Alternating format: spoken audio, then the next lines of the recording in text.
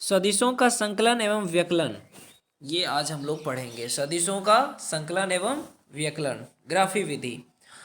जैसा कि खंड 4.2 में बतलाया जा चुका है कि सदिश योग के त्रिभुज नियम या समांतर चतुर्भुज के योग के नियम का पालन करते हैं। सदिश योग के त्रिभुज नियम या समांतर चतुर्भुज के योग के नियम का पालन करते हैं। अब हम ग्राफी विधि द्वारा योग के इस नियम को समझाएंगे। हम चित्र 4.4a में दर्शाए अनुसार किसी समतल में स्थित दो सदिशों a तथा b पे विचार करते हैं। तो चलो देखते हैं चित्र कौन सा है।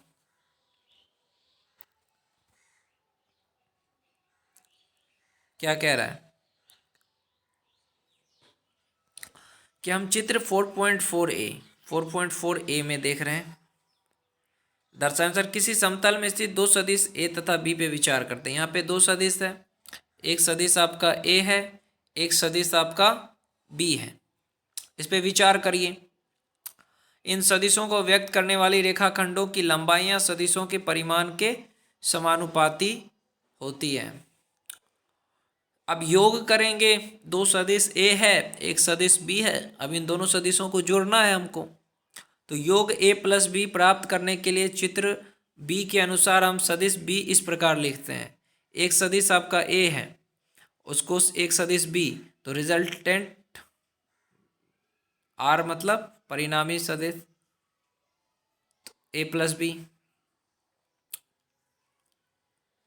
कि उसकी पुच्छ सदिश a के शीर्ष पे हो। फिर हम a की पुच्छ, एक मिनट, को b के सिरे से जोड़ देते हैं। a के पुच्छ को b के सिरे से जोड़ देते हैं। ओके, यह रेखा ओ क्यू परिणामी सदिश आर को व्यक्त करती है। ये रेखा जो है परिणामी सदिश आर को व्यक्त करती है, जो सदिशों ए तथा बी का, ऐसे ही करके आपको पढ़ना होगा क्योंकि ज़्यादा वो हो रहा है, स्पेस ले रहा है ना, इसलिए। तो क्या कह रहा हूँ मैं कि आर को व्यक्त करती है जो सदिश ए तथा बी का योग है। क्योंकि सदिशों के जोड़ने की इस विधि में सदिश में से किसी एक के शीर्ष को दूसरे की पुच्छ से जोड़ते हैं, इसलिए इस ग्राफी विधि को शीर्ष एवं पुच्छ विधि के नाम से जाना जाता है। दोनों सदिश तथा उनका परिणामी सदिश किसी त्रिभुज की तीन भुजाएं बनाते हैं। इस विधि को सदिश योग के त्रिभुज के नियम भी कहते हैं। अगर मुझे एक सदिश ए है या एक सदिश बी है, तो ये जो है इसको हम क्या कहते हैं, सदिश योग के त्रिभुज का नियम। समझ में आ गया? तो ये यहाँ पे हाईलाइट कर देता हूँ मैं, जिससे आपको याद रहेगा आसानी से कि सदिश के योग का नियम क्या है। तो यही है सदिश के योग का नियम। सदिश के योग का नियम मैंने यहाँ पे आपको बता दिया कि उसमें त्रिभुज बनेगा। जैसे दो सदिश ए है, सदिश बी है, उसको जिससे हम रेखा से जोड़ देंगे त्रिभुज बन जाना चाहिए। तो ये है, जैसे कि आर यहाँ पे ए प्लस बी। अब यहाँ पे एक सदिश बी है, ठीक है। अब उसको मैंने सदिश ए से जोड़ दिया, ऐसे भी जोड़ सकते हैं। तो यहाँ से जो पी क्यू जुड़ा है इसको बोलेंगे बी प्लस ए। यहाँ पे ए प्लस बी क्यों लिखा मैंने? क्योंकि किससे हमने ए सदिश से बी निकाला मैंने, उसी तरीके से बी सदिश से मैंने ए निकाला, इसलिए बी प्लस ए। सी, इस प्रकार सदिशों का योग क्रम विनिमय सदिश के जोड़ने पे यदि उनका क्रम बदल दें तो भी परिणामी सदिश नहीं बदलता है, चाहे ए प्लस बी हो या बी प्लस सी हो। तो ये क्रम विनिमय का नियम हो जाता है।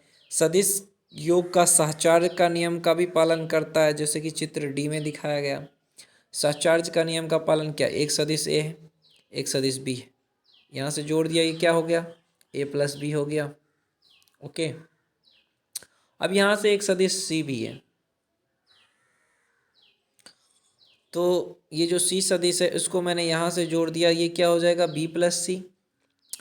ये क्या हो जाएगा, ए प्लस बी प्लस सी। सदिशों ए एवं बी को पहले जोड़ के फिर सदिश सी को जोड़ने पे जो परिणाम प्राप्त होता है वह वही है जो सदिश बी और सी को पहले जोड़ के फिर ए को जोड़ने पे मिलता है। अर्थात A plus B plus C equal to A plus B plus C. पहले ए प्लस बी को मैंने यहाँ पे जोड़ा, फिर सदिश सी को बाद में जोड़ा। ओके, अब मुझे क्या करना है, सदिश ए को नहीं फिर सदिश बी को जोड़ना है। तो ये कौन सा नियम है, सहचार्य का नियम है।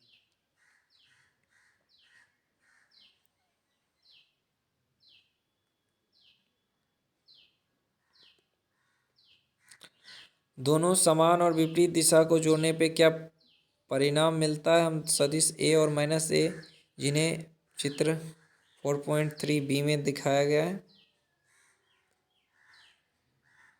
बी में दिखाया गया, हाँ, इसको बोलते हैं ऋणात्मक सदिश, क्योंकि दिशा अलग अलग है ना, दिशा विपरीत है तो उसका परिमाण क्या हो जाएगा, शून्य होगा। इसको शून्य सदिश भी बोलते हैं, क्योंकि शून्य सदिश का परिमाण शून्य होता है, इसलिए इनकी दिशा का निर्धारण नहीं किया जा सकता। दरअसल जब हम एक सदिश ए को संख्या शून्य से गुना करते हैं तो भी परिणाम स्वरूप हमें एक सदिश ही मिलेगा, किंतु उसका परिमाण शून्य होगा। ये देख रहे हो, ये है शून्य सदिश। शून्य सदिश का भौतिक अर्थ क्या है, 4.1 ए, 4.1 ए कहाँ गया, चित्र ए में दिखाया गया है 4.1 ए, देख लिया ये चित्र।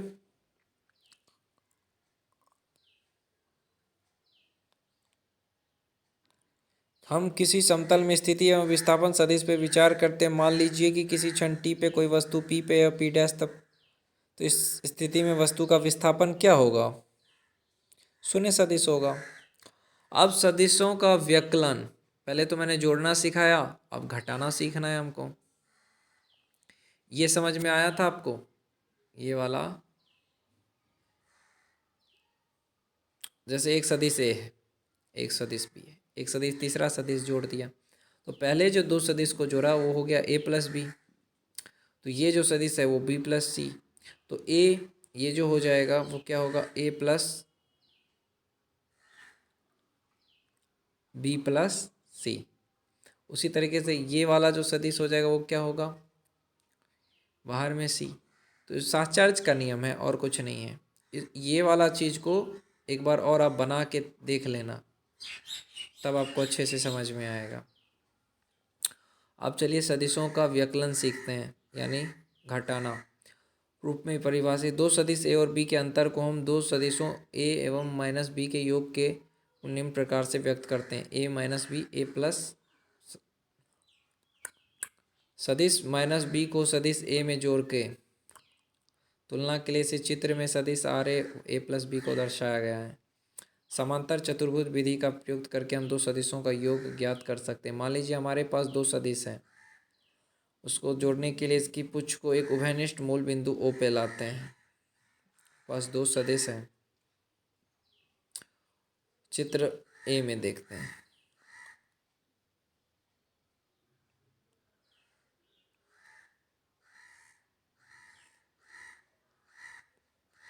दो सदिश है, इसको घटाना है यानी जोड़ना है, तो ये समांतर चतुर्भुज का नियम बता रहा हूँ मैं यहाँ पे। समांतर एक रेखा खींचते हैं, सदिश ए के शीर्ष बी के समांतर एक रेखा खींचते हैं, सदिश ए सदिश बी की एक समांतर रेखा खींच दिया, मिला दिया, तो क्या हो गया, ये समांतर चतुर्भुज हो गया कि नहीं हो गया, O Q S P, O Q S P. जिस बिंदु पर ये दोनों रेखा एक दूसरे को काटती है उसे मूल बिंदु ओ से जोड़ देते हैं। ओके, जोड़ दिया मैंने। अब क्या है, परिणामी सदिश आर की दिशा समांतर चतुर्भुज के मूल बिंदु ओ से कटान बिंदु एस की ओर खींचें, एस की ओर खींच दिया। विकर्ण क्या हो गया, ओ एस। अब बी 4.6 बी देखो, सी में सदिश एवं बी का परिणामी सदिश निकालने के लिए त्रिभुज के नियम का उपयोग दिखाया गया है। यहाँ पे मैंने त्रिभुज का नियम का उपयोग किया गया है। ऐसे दोनों विधियां समतुल्य हैं। योग प्राप्त करना और दो सदिशों को जो विधि त्रिभुज विधि के समतुल्य हैं। अब एक सवाल यहाँ पे आता है, इस सवाल को अच्छे से देख लेना क्योंकि इसी में से क्वेश्चन पूछते हैं।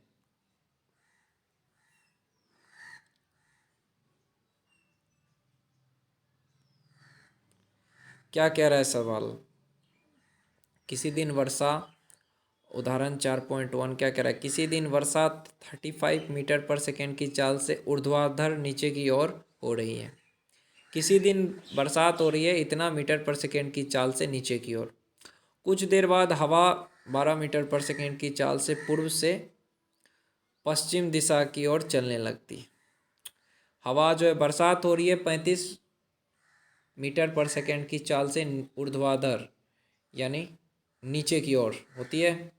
हवा क्या कह रहा है? पूर्व से पश्चिम की ओर इतना की चाल चलने लगती है। बस स्टैंड पर एक खड़े किसी लड़के को अपना छाता किस दिशा में करना चाहिए? देखो कितना अच्छा सवाल है, बहुत अच्छा सवाल।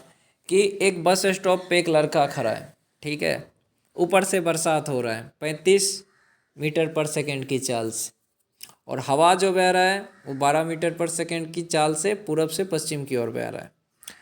तो वो जो लड़का है उसको छाता किस दिशा में करना चाहिए? चलिए समझते हैं। ईस्ट वेस्ट यानी पूरब से पश्चिम की ओर क्या हो रही है? हवा चल रही है, बरसात हो रही है नीचे।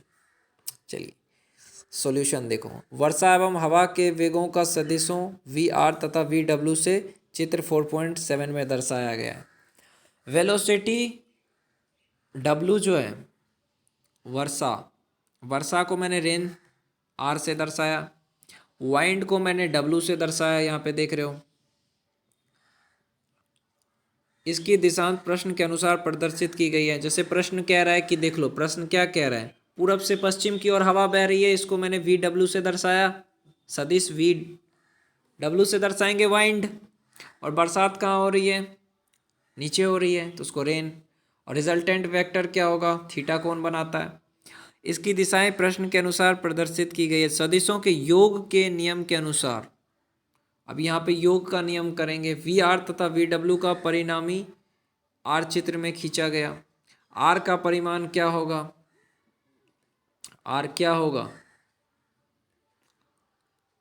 वी आर का स्क्वायर प्लस वी डब्ल्यू का स्क्वायर।